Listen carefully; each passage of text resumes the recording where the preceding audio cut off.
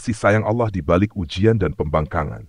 Tadaburi Al-Quran Surat Al-Baqarah ayat 56-60. Seringkali dalam kehidupan, manusia diuji dengan berbagai cobaan yang membuat mereka lupa akan nikmat dan kasih sayang Allah.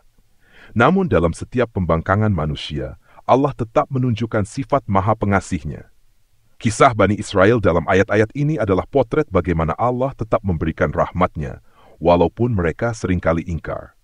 Mari kita renungkan bersama ayat-ayat ini dengan hati yang lapang dan jiwa yang haus akan petunjuk-Nya. Asbabun Nuzul. Ayat-ayat ini termasuk bagian dari rangkaian kisah Bani Israel yang diturunkan untuk menjadi pelajaran bagi umat Nabi Muhammad. Menurut Imam Al-Qurtubi dan Imam Ibnu Katsir, ayat-ayat ini menggambarkan fase sejarah ketika Bani Israel sering membangkang dan menuntut berbagai keajaiban sebagai bukti keimanan, namun tetap tidak konsisten dalam ketaatan. Allah turunkan ayat ini sebagai teguran sekaligus pelajaran agar umat Islam tidak mengikuti jejak mereka. Tadabbur ayat per ayat, ayat 56. Kemudian kami bangkitkan kalian setelah kalian mati agar kalian bersyukur. Gus Baha menjelaskan bahwa ayat ini menggambarkan kasih sayang Allah yang luar biasa.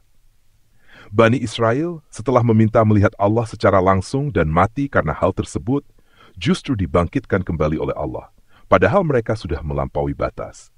Menurut Imam Al-Razi, ini adalah bukti bahwa Allah tidak memperlakukan manusia sama karena keadilan, tapi juga karena kasih sayang-Nya. Ustadz Adi Hidayat menjelaskan bahwa kebangkitan ini secara hakikat menunjukkan bahwa Allah ingin mereka melihat keajaiban hidup kembali agar tidak lagi ragu terhadap kekuasaannya. Namun tetap saja mereka kembali ingkar. Zainuddin MZ dalam salah satu ceramahnya menyentil umat agar tidak menjadi manusia yang hanya taat saat butuh, seperti Bani Israel yang baru sadar setelah dimatikan. Ayat 57, dan kami menaungi kalian dengan awan dan menurunkan manna dan salwa kepada kalian. Makanlah dari rezeki yang baik yang telah kami berikan kepada kalian. Quraish Shihab menyampaikan bahwa ayat ini menunjukkan nikmat Allah yang diberikan, meski mereka berada dalam pelanggaran.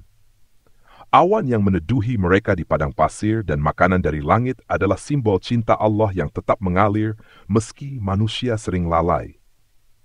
Ustadz Abdul Somad menjelaskan bahwa mana adalah sejenis makanan manis dari langit, sedangkan salwa adalah burung yang bisa langsung dimakan.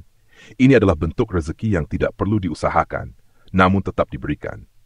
Ini menunjukkan bahwa Allah bisa memberikan nikmat tanpa sebab jika Dia menghendaki. Namun, mereka justru menyia-nyiakan nikmat tersebut.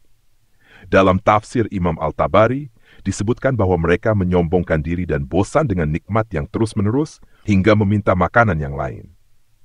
Ayat 58.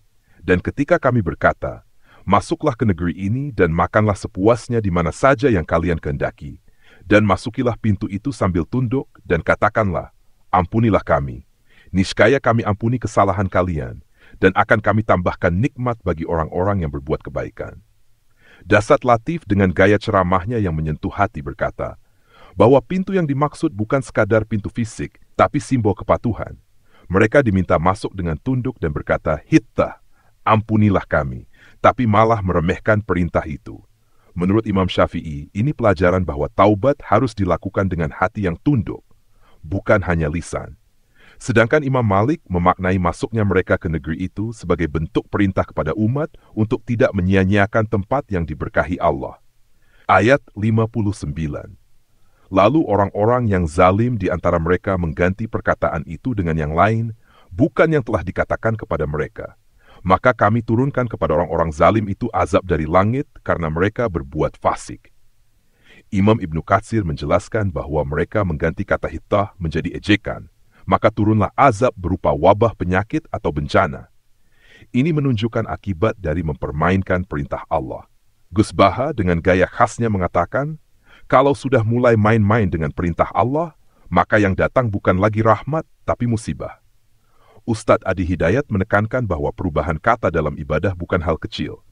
Ibadah harus dilakukan sesuai petunjuk. Ayat 60. Dan ketika Musa memohon air untuk kaumnya, maka kami berfirman, pukullah batu itu dengan tongkatmu, maka memancarlah darinya 12 mata air. Sungguh tiap-tiap suku mengetahui tempat minumnya masing-masing. Menurut Imam Hanafi, 12 mata air yang keluar dari batu adalah mukjizat yang juga menunjukkan keadilan dalam pembagian rezeki. Allah tidak ingin satupun suku terzalimi. Ini pelajaran keadilan sosial. Ustadz Abdul Somad menegaskan bahwa rezeki bisa datang dari tempat yang tidak disangka, seperti batu yang keras bisa mengeluarkan air. Asal ada usaha seperti memukul batu, maka pertolongan Allah akan turun.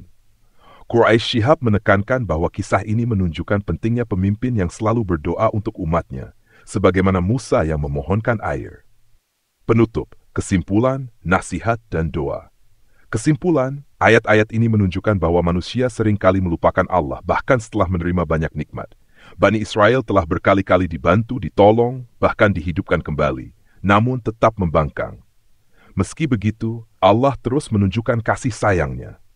Maka betapa malunya jika kita sebagai umat Nabi Muhammad justru tidak lebih baik dari mereka. Nasihat, wahai jiwa yang sering lupa, jangan tunggu musibah baru ingat Allah. Jangan menukar nikmat dengan keluhan. Dan jangan meremehkan satu perintah Allah pun, karena di dalamnya ada pelajaran yang dalam. Doa, ya Allah yang Maha Pengasih, jangan jadikan kami seperti kaum yang kufur terhadap nikmat-Mu. Jadikan hati kami lembut, lidah kami penuh syukur, dan tubuh kami tunduk pada perintah-Mu. Ampunilah dosa kami, sebagaimana Engkau mengampuni mereka yang datang dengan taubat yang sungguh. Amin.